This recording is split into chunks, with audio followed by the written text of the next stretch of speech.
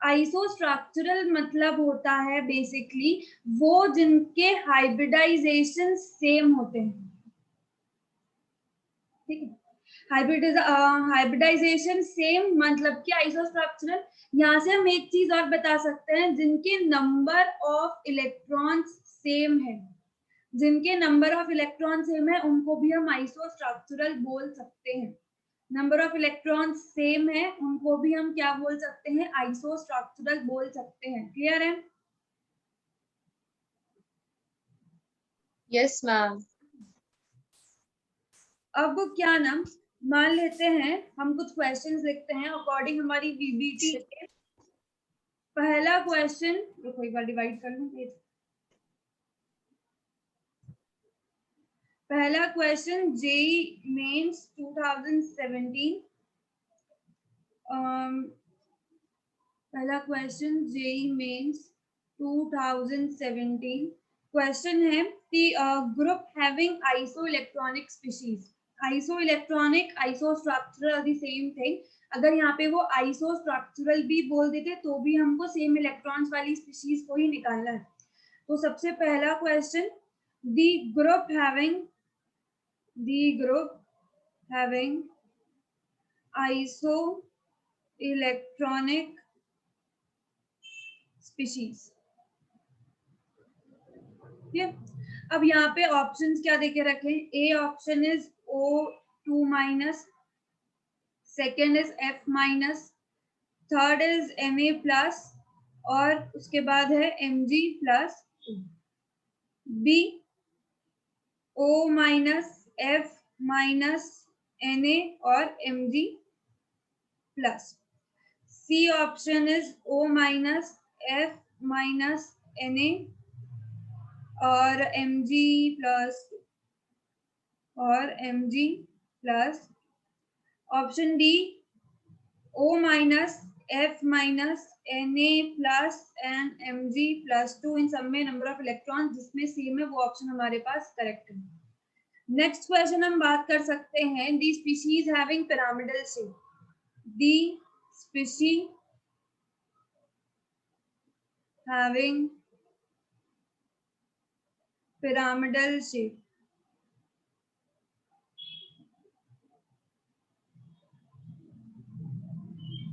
Middle shape.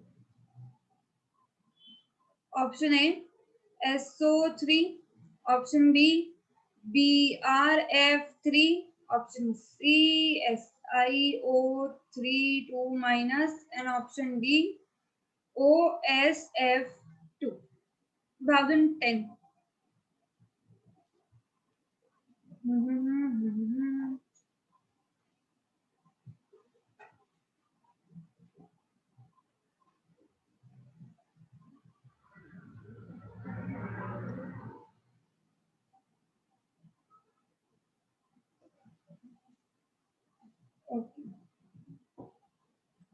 Next question,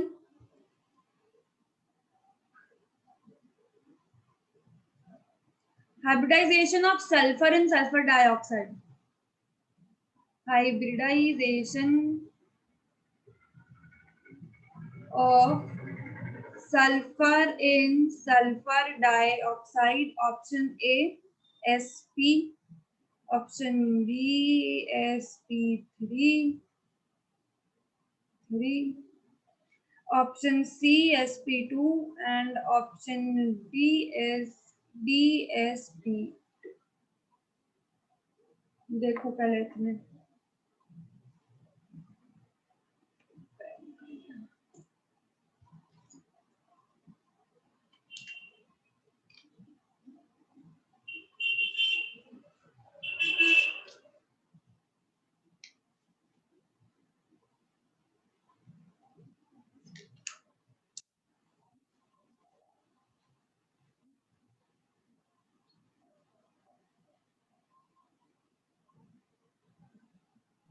ma'am third question में sp_d2 है क्या? थर्ड SPD वाला नहीं DSP2। DsP2 बेसिकली हम लोग आगे कोऑर्डिनेशन में पढ़ते हैं, यहाँ पे वो चीज है ही नहीं तुमको, तो ऑप्शन है, फिर छोड़ दो।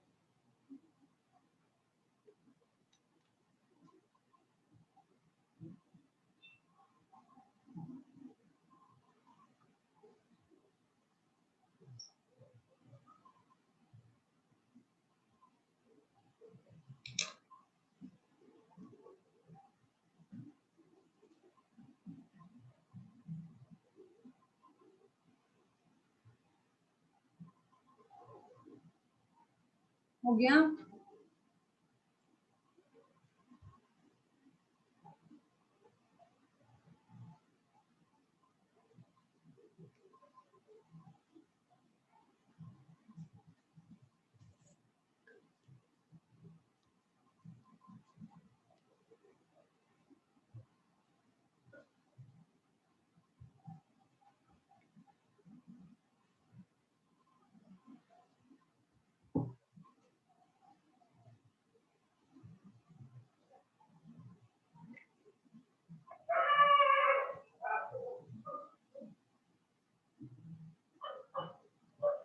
हम ब्रोमीन में कितने वैलेंस इलेक्ट्रॉन्स होते हैं?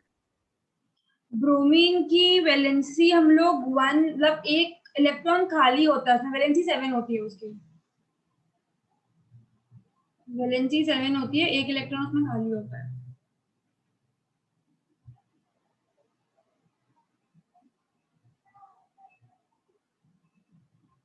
सेवनटीन ग्रुप का होता है ना वो।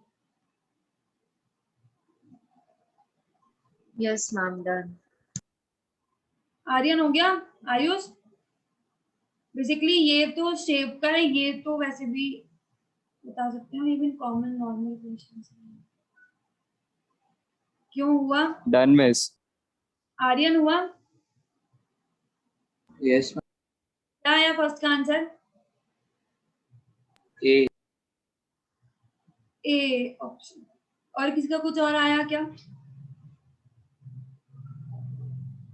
मैम मुझे बी नहीं तो डी लग रहा है। बी या डी? ठीक है। आयुष तुम्हारा क्या आया? बी है। बी आया।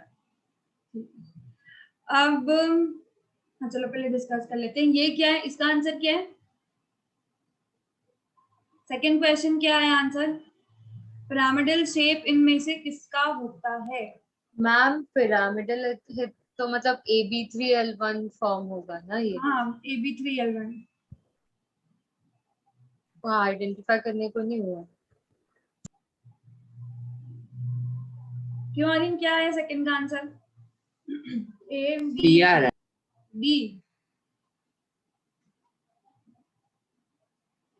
आयुष क्या आया? इसका ए एंड डी लग रहा है। ए एंड डी नहीं, सिर्फ एक ऑप्शन यहाँ करेक्ट होगा, विच इज डी। देखो SO3 बेसिकली हमारे पास प्लेनर होता है, क्योंकि इसका हाइब्रिडाइजेशन हमारे पास sp2 आ जाता है। अगर हम बात करें BrF3 की, तो यहाँ पे ये टी शेप, ये हमने बनाया भी था ऐसा एक एग्जांपल, ये टी शेप स्ट्रक्चर का फॉर्मेशन कर लेता है। सेम अगर हम बात करें SiO3 की, तो ये भी प्लेनर स्ट्रक्चर बना लेता है, क्योंकि इसका भी हाइब्रिडाइजेशन sp2 आ जाता है। तो बच्चा ये है हमारे पास में, यही एक ऐसा स्ट्रक्चर है जो कि पिरामिडल फॉर्म बना सकता है। कैसे बनाता है? ये हमारे पास सल्फर, एक फ्लोरीन, एक ये, और यहाँ पे ये डबल बॉन्ड ऑक्सीजन जोड़ लेता है, और एक यहाँ जाती है लोन पे। ठीक है, तो ऐसा ही पिरामिडल स्ट्रक्चर बना लेता है। अब हमको निकालना था क्या? Hybridization of sulphur in SO2। ये होता है SO2 का स्ट्रक्चर। क्या आया इसका हाइब्रिडाइजेशन? sp2 sp3 sp2 आया। sp2 आया। ठीक। मैम मैंने वो फॉर्मूला मेथड से किया। हाँ, उससे भी वही आएगा, सेम ही। मैम ए मतलब फर्स्ट वाले का आंसर बताना। फर्स्ट वाले का आंसर ए है, ये बता रही हूँ मैं करके। ये देखो आर्यन आयुष, इसका sp2 आया है ना, SO2 तो हम निकाल चुके हैं Yes, सल्फर का yes, hybridization। Miss SP2. देखो अब ये फर्स्ट वाले क्वेश्चन पे वापस आना, यहाँ पे मैं ये इरेज कर रही हूँ एक बार, सारे जो हमने लिखे ना एलिमेंट, उनके हम इलेक्ट्रॉन्स लिखते हैं कितने कितने हैं। अगर हम बात करें यहाँ पे O2 माइनस था हमारे पास में, एक था हमारे पास F माइनस, एक है Na प्लस, एक है, एक मिनट में शायद उसको सेव नहीं किया, रुक जाओ एक बार सेव करने दो, सॉरी सॉरी ना, सॉरी।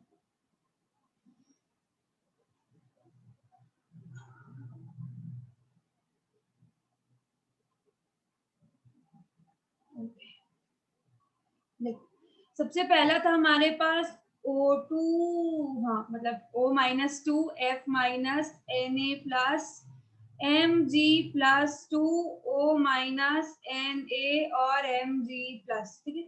अगर हम बात करें यहाँ पे फर्स्ट ऑप्शन की, जो करेक्ट था वो भी लिख देती हूँ। करेक्ट ऑप्शन है हमारे पास O2 माइनस, उसके बाद में F माइनस Na प्लस और Mg2 प्लस। अगर बात करें यहाँ पे तो हमारे पास नॉर्मली ऑक्सीजन में 8 इलेक्ट्रॉन्स होते हैं, लेकिन यहाँ पे क्या है ना, 2 इलेक्ट्रॉन्स एक्स्ट्रा है, मतलब कि क्या 8 प्लस 2 10 इलेक्ट्रॉन्स होंगे, समझ आया। यहाँ पे नॉर्मली सेम हमारे पास यस ऑक्सीजन में मैम 8 इलेक्ट्रॉन होते हैं, तो 10 हो गए। यहाँ पे हमारे पास 9 इलेक्ट्रॉन्स होते हैं और यहाँ पे एक प्लस हुआ तो कितने हो गए 10 इलेक्ट्रॉन्स। अगर हम बात करें वहीं पे सोडियम की, तो इसके पास होते हैं 10 इलेक्ट्रॉन्स और यहाँ से एक सॉरी इसके पास होते हैं 11 इलेक्ट्रॉन्स, इसके पास होते हैं 11 इलेक्ट्रॉन्स। और ये हम इलेक्ट्रॉन्स कहाँ से निकाल रहे हैं, same as their atomic number, electrons are same as their atomic number. यहाँ से 11 एक घट गया, कितना बचा 10 इलेक्ट्रॉन्स। अगर हम सेम बात करें Mg+2 की, तो इसके पास होते हैं 12 इलेक्ट्रॉन्स, एक यहाँ से हमारे पास गायब हो गया, तो कितने बचे यहाँ पे 10 इलेक्ट्रॉन्स। यहाँ पे कितने हो गए, यस मैम समझा। 8 और यहाँ पे कितने ये 9 हो 9 गए। इलेक्ट्रॉन। यहाँ पे हमारे पास कितने होंगे 11 इलेक्ट्रॉन्स और यहाँ पे हमारे पास कितने होंगे 11। ये भी 11। क्लियर, आयुष क्लियर है। तो ये हमारे पास में आएगा इसका आंसर, आया समझ। Yes, Miss. ठीक है, Yes. अब देखो आगे एक दो क्वेश्चंस और लिख देती हूँ, थोड़ा और करो, उसके बाद हम BSc PR चालू करेंगे। दी ज्योमेट्री, एक minute, the geometry and hybridization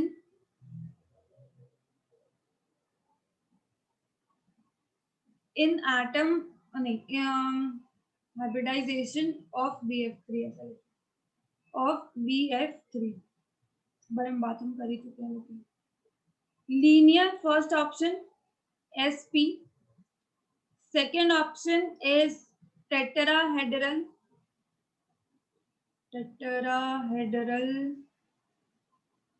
SP3, C option trigonal planar SP2, D is pyramidal,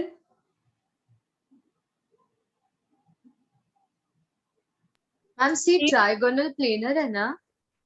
हाँ सॉरी ट्राइगोनल प्लेनर।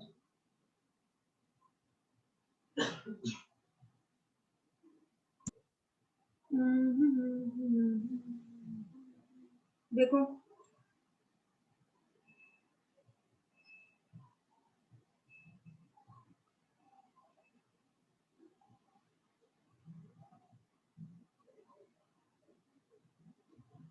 एक क्वेश्चन है हमारे पास, which of the following contains maximum number of lone pair on central atom, contain maximum number of lone pair in central atom.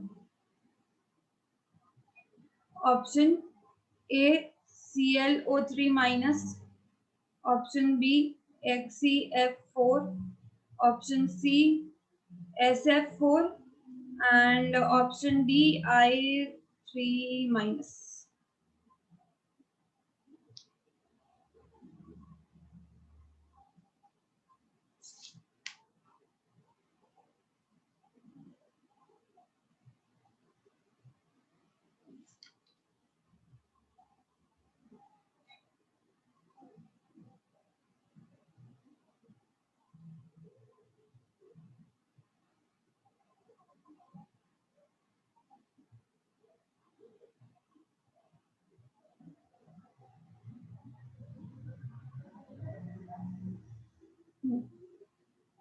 एक question और लिख लो last, क्या the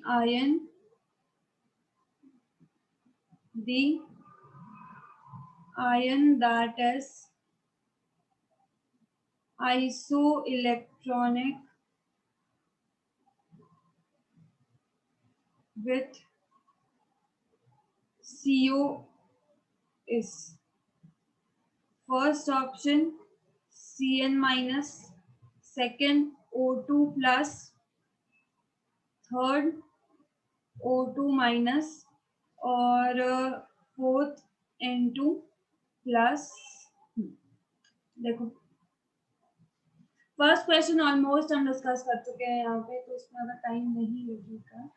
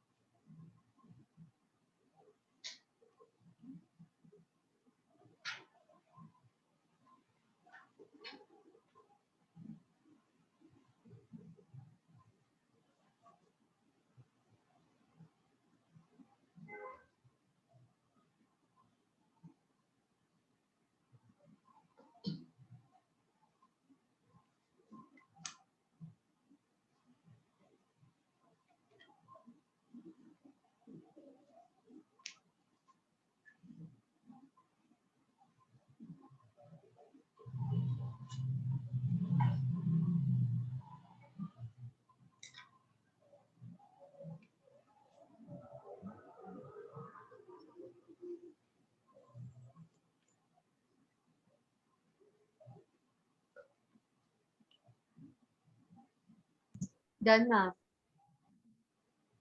Aryan हुआ? Yes ma'am. Ayush हो गया? बताओ फर्स्ट का आंसर क्या है? Yes miss. फर्स्ट का सी है। क्या क्या C? Yes ma'am. Okay C है। आयुष आर्यन यही आया ना सी, तो हमने अभी पढ़ा ट्रायंगल प्लेनर रेस्पेक्ट टू होता है BF3, हाँ मिस। है ना। सेकंड बताओ क्या है आंसर? नहीं आया। इसमें ना इन सब के हमको ना स्ट्रक्चर्स बनाकर देखना है, उसके बाद हमको पता चलेगा इसमें कि कौन सा ज्यादा लोन पेयर कंटेन करता है। या तो एक काम कर सकते हैं, हाइब्रिडाइजेशन निकाल सकते हैं।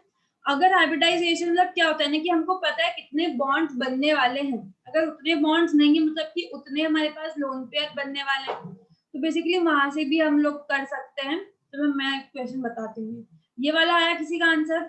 ए है इसका, थर्ड वाले। हाँ मैम मेरे को भी ये है। किस सेकंड का आंसर बताओगी? सेकंड नहीं का नहीं नहीं वो नहीं आया। आर्यन सेकंड का आंसर आया? नहीं मैम नहीं समझा। आयुष सेकंड का आंसर आया? मैं बता रही हूँ ये क्वेश्चन। सी है क्या? सी एक आंसर आया, सी नहीं है आंसर, आंसर है डी। मैं बताती हूँ। ये बताओ iso electronic with CO, CO में कितने इलेक्ट्रॉन्स थे? 14 ना। 14 थे। इनमें से 14 इलेक्ट्रॉन्स किसके पास थे? Cn minus. Cn minus. क्यों आर्यन आ गया? यस आयुष आ गया ना ये वाला? तो यस। देखो अब नाम वो वाला मतलब ये वाला क्वेश्चन हम एक बार क्या करते हैं, हम लोग एक बार सबके स्ट्रक्चर्स बनाकर देख लेते हैं किसका स्ट्रक्चर क्या है। सबसे पहला स्ट्रक्चर हमारे पास ClO3 माइनस का है ना। ClO3 माइनस कैसे बनता है ना, ये कुछ ऐसा बनता है, एक Cl, यहाँ पे ये डबल बॉन्ड ऑक्सीजन, ये डबल बॉन्ड ऑक्सीजन, ये होता है O माइनस, और यहाँ पे हमारे पास आ जाता है एक लोन पेयर। देखो 1 2 3 4 5, और एक हमारे पास क्या आ जाता है लोन पेयर, और ये माइनस 7। तो बेसिकली ये क्या करता है, एक लोन पेयर यहाँ पे होता है, तो हमारे पास क्या एक का लोन पेयर पता चला। अगर हम आगे बात करें तो अगला था हमारे पास XeF4। XeF4 का स्ट्रक्चर कुछ ऐसा बनता है, ये हमारे पास Xe होता है, ये क्या करता है, ये मान लेते हैं हमने 4 फ्लोरीन लगा दिए, अब भी इसके पास में 2 पेयर ऑफ लोन पेयर खाली बच जाते हैं, तो ये क्या होता है, इसके पास हो जाते हैं 2 लोन पेयर। अगला था SF4, ये सब हम कल बना कर देख चुके हैं सारे, है ना। ये कैसा बनता है, ये ऐसा बनेगा, यहाँ पे ये यहाँ पे एक, और ये कितने होंगे 4, अभी भी 2 बचे हुए हैं, तो एक ये हमारे पास एक पेयर लोन पेयर का बन जाएगा, तो यहाँ पे कितने, एक लोन पेयर। ठीक है, अगला हमारे पास क्या है, I3 माइनस। तो ये देखो, ये कुछ ऐसे बॉन्ड बनाता है, ये ना लीनियर स्ट्रक्चर होता है बेसिकली, और ये ना कोऑर्डिनेट बॉन्ड बनाता है विद एक आई, मतलब एक के साथ तो नॉर्मल बॉन्ड बना रहा है और एक के साथ कोऑर्डिनेट बॉन्ड बनाता है।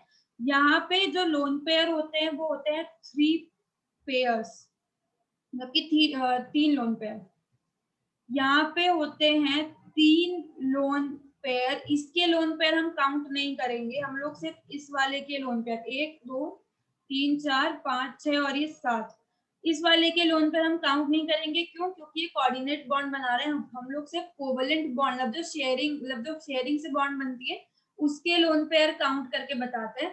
तो यहाँ पे ये हमारे पास कितने 3 लोन पेयर बचे हुए हैं, तो बेसिकली आंसर क्या होगा इसमें I3 माइनस, क्योंकि इसके पास में 3 लोन पेयर्स थे। आया समझ? Yes ma'am.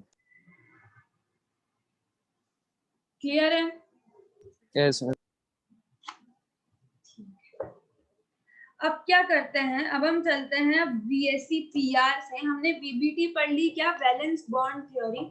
आगे अगर हम बात करें BSc PR, मतलब कि valence shell electron pair repulsion theory, बहुत छोटी सी थ्योरी, ज्यादा कुछ बताया नहीं था इसमें। अगली थ्योरी है हमारे पास VSe PR थ्योरी। क्या है, valence shell electron pair repulsion theory. तो ये ब्लैक वाली इतना खराब है,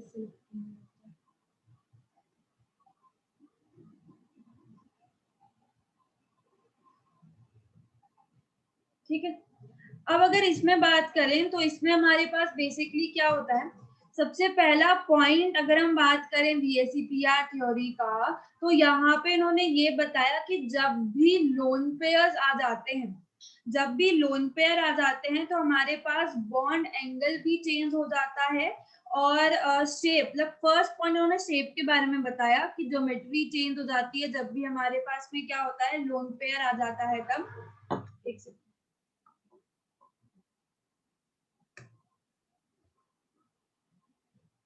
ठीक है। इन्होंने ये बताया सबसे पहला पॉइंट, जैसे कि मान लेते हैं क्या, हम लोग यहाँ पे 3 एग्जांपल्स ले लेते हैं। पहला हम लोग ले लेते हैं BF3, दूसरा मान लो हमने ले लिया क्या, CH4, और तीसरा हमने ले लिया CO2। अब यहाँ पे इसका बॉन्ड एंगल कितना होता है, 120 डिग्री। यहाँ पे इसका बॉन्ड एंगल कितना होता है, 109 डिग्री, और यहाँ पे इसका बॉन्ड एंगल कितना होता है, 180 डिग्री। अब इस 120 डिग्री के लिए इसका शेप कैसा होता है, ट्राइगोनल मतलब triangular, trigonal, planar, angular. Yes ma'am. इसका शेप क्या होता है, टेट्राहेड्रल। टेट्राहेड्रल। और CO2 का शेप कैसा हो जाता है, planar. Linear. Ma'am linear planar एक ही होता है ना? नहीं, प्लेनर इन द सेंस कि फिर हम लोग ये ट्राइगोनल प्लेनर में बात चली जाएगी, जहाँ पे भी प्लेनर लिखा हो वो फिर वो ट्राइगोनल प्लेनर की बात कर रहा है। लीनियर स्पेसिफिकली हमको याद रखना है, ठीक है, एक लाइन में लीनियर। तो ये हमारे पास ये बोला गया स्टेटमेंट बेसिकली क्या दी थी उन्होंने कि अलग अलग बॉन्ड्स बनाने के अकॉर्डिंग, देखो यहाँ पे ये 3 बॉन्ड बना रहा है, यहाँ पे ये 4 और यहाँ पे ये 2 बॉन्ड बना रहा है, तो अलग अलग बॉन्ड्स बनाने के अकॉर्डिंग अलग अलग मॉलिक्यूल्स का शेप डिफरेंट हो जाता है। तो ये स्टेटमेंट दी थी 2 साइंटिस्ट ने मिलकर, पहला नाम है सेडविक और दूसरा है पॉल। इन्होंने क्या स्टेटमेंट दी? इन्होंने स्टेटमेंट ये दी कि if central atom possess, if the central atom possess only bond pairs, अब देखो यहाँ पे कोई लोन पेयर की बात अभी फिलहाल में नहीं हुई है, इसके अगले पोस्टुलेट में उन्होंने लोन पेयर की बात की थी, यहाँ पे कोई भी लोन पेयर की बात, ये तो नॉर्मल शेप हमने पढ़े थे क्या, AB3 टाइप का, AB4 टाइप का, AB टाइप का, है ना, तो यहाँ पे कोई भी लोन पेयर की बात नहीं की। तो when only bond pair of electrons along with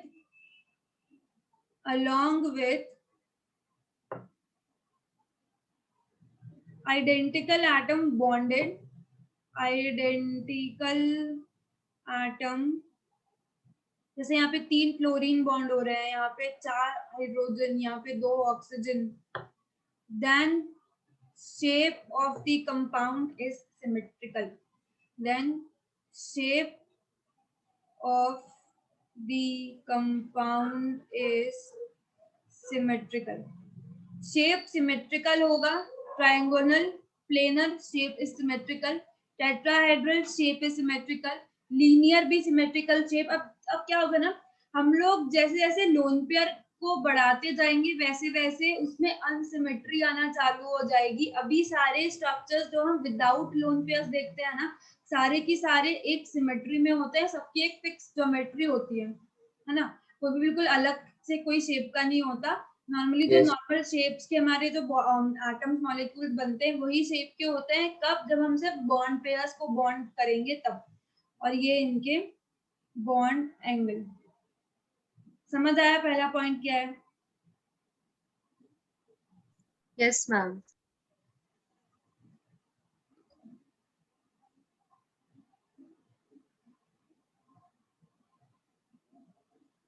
बता दूं? हाँ मैम। देखो अगला पॉइंट क्या बताता है अगला पॉइंट क्या बताता है हमको कि जैसे जैसे हम लोन पेयर बढ़ाते जाएंगे वैसे वैसे क्या होता है ना, देखो जो बॉन्ड एंगल होता है ना, जो बॉन्ड एंगल होता है वो होता है inversely proportional to number of lone pair, वो होता है inversely proportional to number of lone pair. अब क्या होगा, अगर हम लोन पेयर बढ़ा रहे हैं किसी भी मॉलिक्यूल में, तो वहां पे लोन पेयर रिपल्शन हो जाएगा। अगर 2 लोन पेयर है तो वो आपस में रिपेल करेंगे, अगर एक लोन पेयर एक बॉन्ड पेयर है तो क्या होगा, एक तो हो जाएगा क्या, लोन पेयर रिपल्शन, एक हो जाएगा bond pair bond pair lone pair repulsion, और बॉन्ड पेयर तो सब में होता ही है। और यहाँ से हमको ये भी पता है कि जो लोन पेयर रिपल्शन है वो बहुत ज्यादा होता है एज कम्पेयर टू बाकी के सारे, है ना। तो इस कारण से क्या होता है ना, यहाँ पे बॉन्ड एंगल में वेरिएशन आ जाता है ऑफ 2.5 डिग्री। हम लोग नॉर्मली अप्रॉक्स वैल्यू 2 से माइनस कर देते हैं, लेकिन एक्यूरेटली यहाँ पे वेरिएशन आ जाता है ऑफ 2.5 डिग्री से बॉन्ड एंगल कम हो जाते हैं। जैसे फॉर एग्जांपल अगर हम बात करें यहाँ पे CH4 की, या फिर बात करें NH3 की, या बात कर लेते हैं H2O की, तो यहाँ पे क्या होगा, इसका बॉन्ड एंगल नॉर्मली, देखो इन सब की ज्योमेट्री सेम है, इन सब की ज्योमेट्री सेम है, sp3 पता है ना, इन सब की ज्योमेट्री सेम है। ये है हमारा AB4 टाइप का, ये है हमारा AB3L1 टाइप का, और ये है हमारा AB2L2 टाइप का। याद है, ये हमने कल डिस्कस किए हैं ये सारे। देखो यहाँ पे ये इनका जो हाइब्रिडाइजेशन वो सेम है, लेकिन बॉन्ड एंगल नॉर्मल वाले कितना है 109, NH3 का क्या हो जाएगा, NH3 का हो जाएगा, इसमें से दो माइनस कर दो कितना 107 और 2 माइनस कर दो कितना 105। 105। तो बेसिकली हम लोग यहाँ से बॉन्ड एंगल भी डिटरमाइन कर सकते हैं। अगर तुमको कहीं पे आया है कि तुमको नॉर्मल वाले का बॉन्ड एंगल पता है तो हम लोग उसके लोन पेयर्स को देखकर उसका बॉन्ड एंगल बता सकते हैं। क्लियर? तो ये बेसिकली सिर्फ 2 पॉइंट्स थे VSEPR थ्योरी में।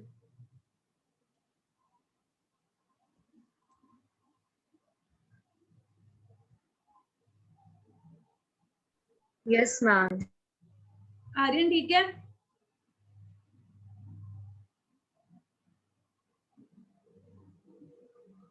आयुष हो गया, हटा दूं? ये Yes, बेसिकली yes. हमारे पास था क्या, VSEPR थ्योरी। अब बात कर लेते हैं अगला। अगली हम बात कर लेते हैं अबाउट दी बॉन्ड पैरामीटर्स की। अगला हमारे पास जो टॉपिक स्टार्ट होता है chemical bonding is bond parameters. मतलब कि हमारी जो बॉन्ड लेंथ है वो कैसे वेरी करती है, कौन से, अगर मान लेते हैं अगर हमने सेंट्रल एटम ऐसा लगा दिया जिसके पास लोन पेयर है, या मान लेते हैं हमने ऐसे बॉन्ड बना दिए जिनके पास लोन पेयर था, तो बॉन्ड पैरामीटर्स की हम लोग बात करेंगे कैसे कब वो वेरी करने वाले हैं। बॉन्ड पैरामीटर में सबसे पहला हमारे पास आता है बॉन्ड लेंथ। बॉन्ड पैरामीटर में सबसे पहला हम पढ़ेंगे बॉन्ड लेंथ। अब बॉन्ड लेंथ के बारे में हम लोग पीरियोडिक टेबल वाले चैप्टर में भी देख चुके हैं कि बॉन्ड लेंथ कैसे निकालते हैं। बेसिकली बॉन्ड लेंथ होता है average distance between nucleus of the two atoms, है ना। ये क्या होता है, ये होता है average distance between nucleus of two atoms. जैसे फॉर एग्जाम्पल अगर हमारे पास में एक ये एटम है और एक ये एटम है, इनके बीच में क्या होगा, इनके बीच में होगा इनका न्यूक्लियस। इन दोनों न्यूक्लियस का जो डिस्टेंस होगा ये हमारे पास क्या होगा, ये डिस्टेंस हमारे पास क्या होगा, radius, sorry bond length. Clear? अगर हम नॉर्मल कोवलेंटली बॉन्डेड एटम्स की बात करें तो यहाँ पे मतलब कोई ऐसा एटम ले ले जिसमें इलेक्ट्रोनेगेटिविटी डिफरेंस 0 होता है। फर्स्ट केस अगर हम ऐसे बात करें, फर्स्ट केस जहाँ पे इलेक्ट्रोनेगेटिविटी का जो डिफरेंस है वो क्या है, 0। जैसे मान लो हमने Cl2 लिया, तो क्या ये Cl बॉन्ड Cl है? Cl और Cl की इलेक्ट्रोनेगेटिविटी सेम होती है, मतलब इनका डिफरेंस कितना होगा, 0 होगा। मान लेते हैं हमने H2 लिया तो इसमें भी क्या होगा, डिफरेंस 0 होगा। मान लेते हैं हमने I2 ले लिया, इसमें भी क्या होगा, डिफरेंस 0 होगा। तो फॉर दी ऐसे मॉलिक्यूल जहाँ पे इलेक्ट्रोनेगेटिविटी का डिफरेंस 0 होता है उसके लिए हम बॉन्ड लेंथ क्या लिखते हैं, उसके लिए हम बॉन्ड लेंथ लिखते हैं RA plus RB। Bond length is RA plus RB। RA मतलब कि कोवेलेंट रेडियस ऑफ, ये A मान लो और ये B मान लो, तो RA is covalent radius of A और RB is covalent radius of B। Basically यहाँ पे इतना डिस्टेंस नहीं होगा इन दोनों के बीच में, पास पास होंगे, सिर्फ दिखाने के लिए बॉन्ड लेंथ क्या होती है मैंने इसको बहुत दूर दूर बनाया है, लेकिन होंगे ये बहुत पास पास में। अगर हम आगे बात करें यहाँ पे तो हम लोग सेकेंड बात कर सकते हैं जहाँ पे कुछ इलेक्ट्रोनेगेटिविटी डिफरेंस होगा। फॉर्मूला याद है क्या इसका, सेकेंड वाले का, जब हम इलेक्ट्रोनेगेटिविटी डिफरेंस देखते थे, हम लोग पीरियोडिक टेबल चैप्टर में भी देख चुके हैं। क्या होता है formula, electronegativity difference is not equal to 0। Formula क्या बन जाता है, bond length is equal to RA plus RB minus 0.09 XA minus XB। याद है?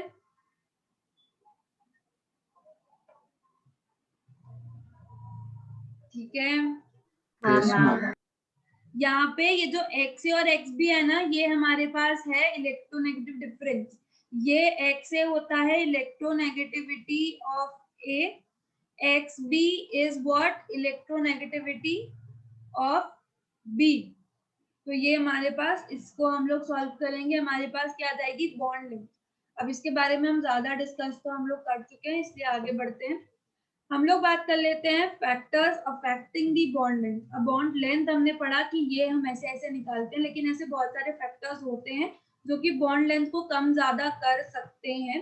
तो वो हमारे पास क्या है, factors affecting the bond length.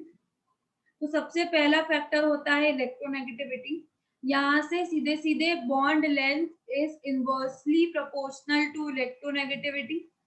Bond length is inversely proportional to electronegativity, मतलब कि अगर हम HF, HCl, HBr और HI में कंपेयर करें तो यहाँ पे HI की बॉन्ड लेंथ सबसे ज्यादा होगी, फिर HBr की, फिर HCl की और फिर HF की। क्लियर। दूसरे फैक्टर की बात करें बॉन्ड ऑर्डर। ये बॉन्ड ऑर्डर हम MOT में निकालना सीखते हैं, लेकिन यहाँ पे अगर हम बॉन्ड ऑर्डर या फिर इसको बोल सकते हैं नंबर ऑफ बॉन्ड्स, इसकी बात करें तो ये हमारे पास होता है ऐसा बोल सकते हैं कि bond length is inversely proportional to bond order. ठीक है। फॉर एग्जांपल जैसे अगर हमने लिया यहाँ पे C बॉन्ड C, या ले लिया C डबल बॉन्ड C, या ले लिया C ट्रिपल बॉन्ड C, ठीक है।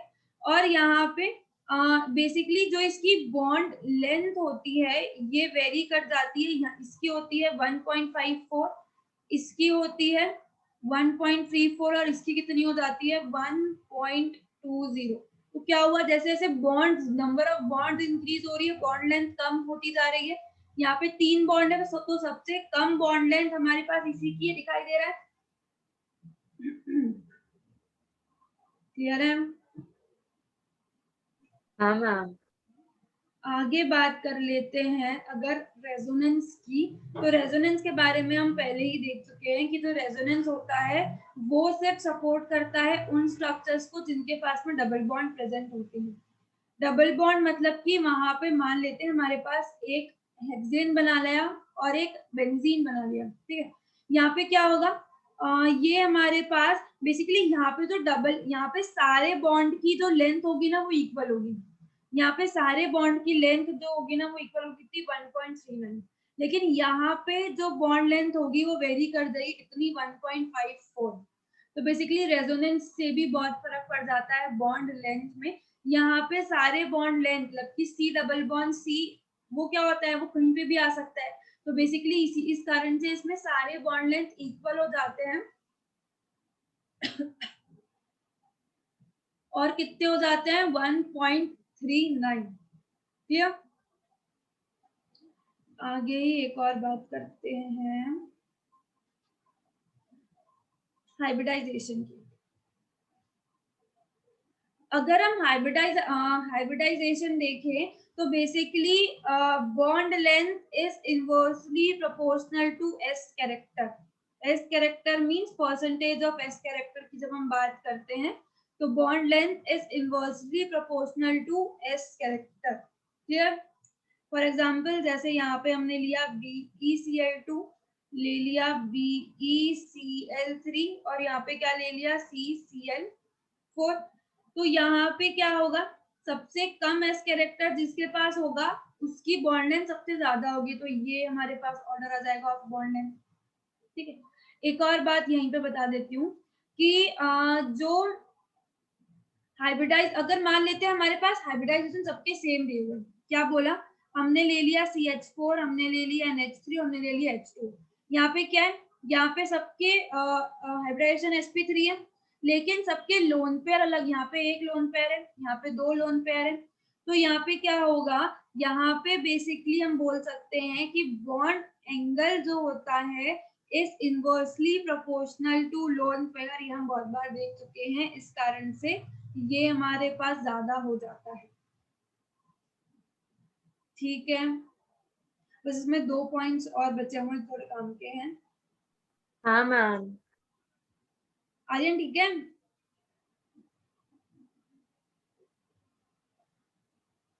Yes ma'am. देखो यहाँ पे एक बात हम ये कर सकते हैं कि अगर हम बोले bond length is directly proportional to electronegativity of the central atom, मतलब क्या कि बॉन्ड एंगल कम ज्यादा होगा। मान लेते हैं हमने ले लिया यहाँ पे H2O, तो H2O कुछ ऐसा होता है और मान लेते हैं यहाँ पे ले लिया क्या SH2, ठीक है। यहाँ पे क्या होगा, यहाँ पे हमारे पास ये वाला इलेक्ट्रोनेगेटिविटी देखो और इसकी इलेक्ट्रोनेगेटिविटी देखो। ऑक्सीजन हमारे पास ज्यादा इलेक्ट्रोनेगेटिव होता है एज कम्पेयर टू सल्फर, है ना। इस कारण से क्या होता है, इसकी बॉन्ड एंगल ज्यादा रहता है कितना 105 और इसका बॉन्ड एंगल कम हो जाता है कितना 92 डिग्री। क्लियर। यहाँ पे ये क्यों होता है Yes, ma'am. ऐसा भी हम समझ सकते हैं, क्योंकि यहाँ पे बॉन्ड पेयर जो रिपल्शन, देखो ये रिपल्शन की वजह से बॉन्ड एंगल ये वाला, ये बॉन्ड के रिपल्शन की वजह से ये वेरी कर रहा है ना बॉन्ड एंगल। तो यहाँ बोल सकते हैं कि यहाँ पे बॉन्ड पेयर रिपल्शन बहुत ज्यादा हो जाता है और यहाँ पे बॉन्ड पेयर रिपल्शन बहुत कम होता है। इस कारण से भी ये हो सकता है। फॉर एग्जाम्पल जैसे कि हमने ले लिया NH3, हमने ले लिया PH3 और हमने ले लिया ASH3। ये क्या है, ये यहाँ पे है 109, ये हो जाता है 93 और ये हो जाता है कितना 91। और ये किस कारण की वजह से होता है, क्योंकि nitrogen is more electronegative than बाकी के दोनों। ठीक है, तो यहाँ से हम ये पॉइंट देख सकते हैं, अगर हमको कहीं पे भी बॉन्ड एंगल दिया हुआ हो और ऐसे कंपेयर करने का पूछा हो जहाँ पे हम इलेक्ट्रोनेगेटिविटी डिफरेंस को देख सकते हैं। अब मान लेते हैं कि हमारे पास हमने सेंट्रल एटम तो देख लिया, लेकिन कभी ऐसा हो सकता है कि साइड वाले एटम ज्यादा इलेक्ट्रोनेगेटिव निकले। तो ऐसा लिख सकते हैं कि bond angle is inversely proportional to electronegativity of bonded atom, electronegativity of bonded atom, and directly proportional to size of side atom, size of side atom। इसका मतलब क्या, यहाँ पे मान लिया हमने यहाँ पे ले लिया OCl2 ये लिया और एक हमने ले लिया OF2। यहाँ पे क्या, यहाँ पे electronegativity of fluorine is greater than fluorine, electronegativity of fluorine is greater than हाँ फ्लोरीन। मैम। तो यहाँ पे क्या होगा, यहाँ पे हमने बोला कि बॉन्ड एंगल इनवर्सली प्रोपोर्शनल होता है, इस वजह से इसका बॉन्ड एंगल जो है वो ज्यादा हो जाता है 1010 और ये कितना हो जाता है 103। यहाँ पे ये सेंट्रल एटम डिफरेंट है, यहाँ पे हमारे पास साइड वाले एटम डिफरेंट है। क्लियर, ये हो गया हमारे पास अबाउट दी बॉन्ड पैरामीटर्स। एक एग्जांपल और ले सकते हैं, PF3 is less than PCl3, PBr3 and PI3। Shit, light चली गई। 2 बूंद पानी के आते हैं और यहाँ लाइट चली जाती है।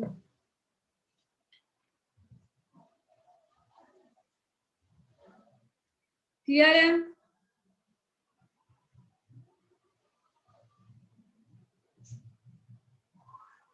ठीक है,